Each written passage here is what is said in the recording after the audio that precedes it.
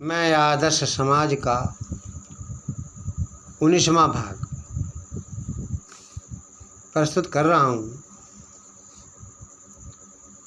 पहला एक गीत है जो मेरी रचना है। संध्या करो और सबसे कराओ, वेदों की बातें सबको बताओ। संध्या करो और सबसे कराओ, वेदों की बातें सबको बताओ। दयानंद के पथ पर चलना सीखो, सुबह शाम प्रभु नाम जपना सीखो। दयानंद के पथ पर चलना सीखो, सुबह शाम प्रभु नाम जपना सीखो। मानव जीवन को व्यर्थ ना गवाओ, मानव जीवन को व्यर्थ ना गवाओ। पापों के पंखों में खुद को ना फंसाओ। हवन करो और सबसे कराओ, वेदों की बातें सबको बताओ। प्रभु का ध्यान कभी नहीं भूलना, दीन दुखियों के दुखों को हरना। पापों के पंखों में कभी नहीं फंसना, दुष्टों के पथ पर कभी नहीं चलना। ध्यान करो और सबसे कराओ, वेदों की बातें सबको बताओ। संध्या करो और सबसे कराओ,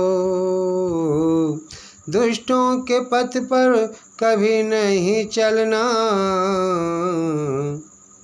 ध्यान करो और सबसे कराओ, वेदों की बातें सबको बताओ।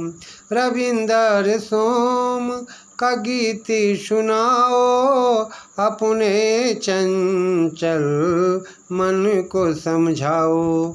चिंतन करो और सबसे कराओ, वेदों की बातें सबको बताओ। संध्या करो और सबसे कराओ, वेदों की बातें सबको बताओ।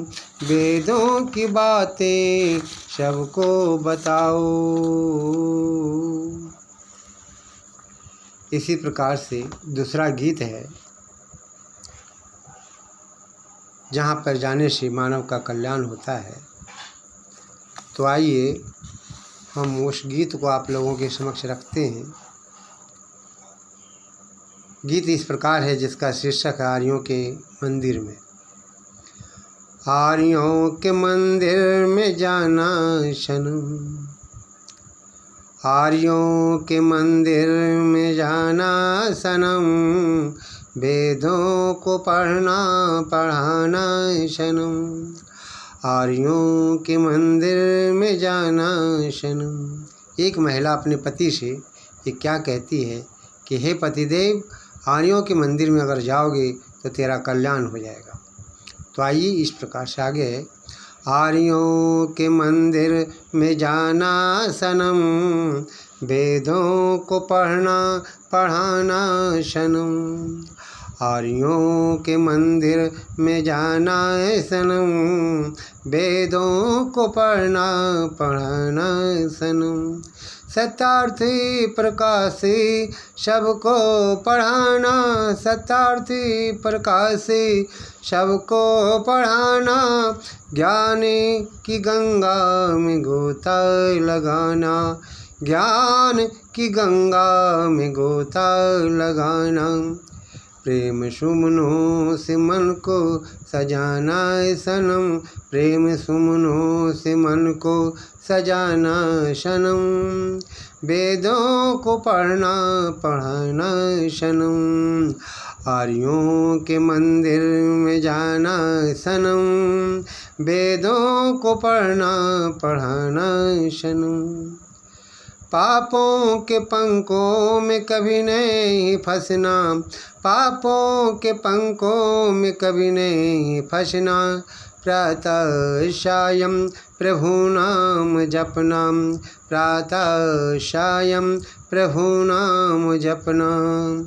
ज्ञान गंगा में गोता लगाना सनम, ज्ञान गंगा में गोता लगाना सनम।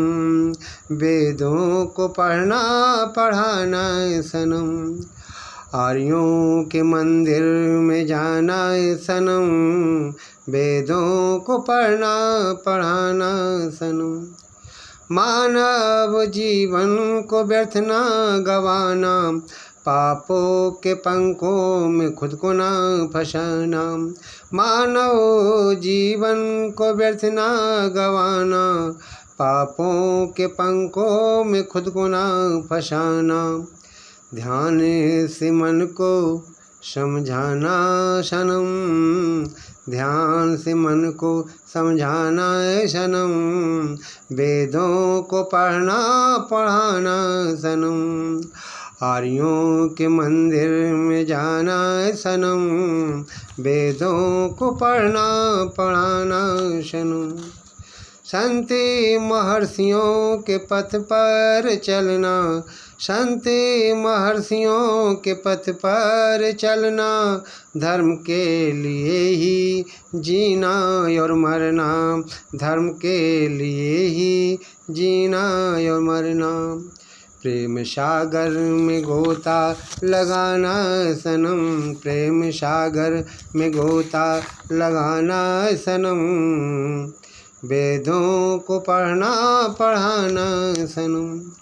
रविंदर सोम का गीत सुनाना, मानव जीवन को निर्मल बनाना।